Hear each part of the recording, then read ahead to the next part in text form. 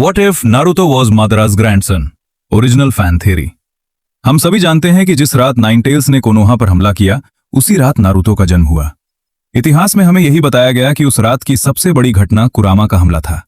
लेकिन जरा सोचिए, अगर उस रात सिर्फ कुरामा ही नहीं आया होता, अगर उसी रात ऐसा कुछ हुआ होता जिसे बाद में गांव के कुछ सबसे ताकतवर लोगों ने हमेशा के लिए छिपा दिया।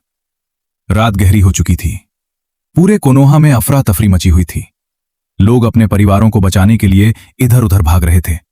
कहीं घर जल रहे थे, कहीं घायल शिनोबी आखिरी सांस ले रहे थे और आसमान में कुरामा की दहाड़ बार बार गूंज रही थी। उधर मिनाटो अपने गांव को बचाने के लिए हर पल मौत का सामना कर रहे थे। लेकिन उसी समय जब नारुतो को पहली बार उनकी बाहों में रखा गया, एक पल के लिए मिनाटो को कुछ अजीब महसूस हुआ।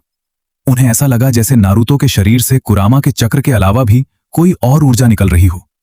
पहले तो उन्होंने सोचा कि शायद ये उनका भ्रम है, लेकिन कमरे में मौजूद एक बूढ़े शिनोबी का चेहरा अचानक बदल गया।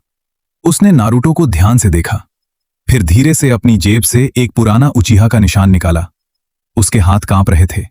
वो बहुत धीमी आवाज में बोला, इतने सालों बाद ये कैसे हो सकता है? मिनाटो ने तुरंत पूछा, तुम क्या कहना चाहते हो? लेकिन उस बूढ़े ने कोई जवाब नहीं दिया।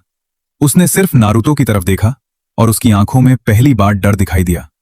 उस रात उसने जो देखा वो रहस्य उसके साथ ही दफन हो गया। लेकिन अगर वो सच था तो नारुतो की कहानी वैसी नहीं थी जैसी हम आज तक जानते आए हैं।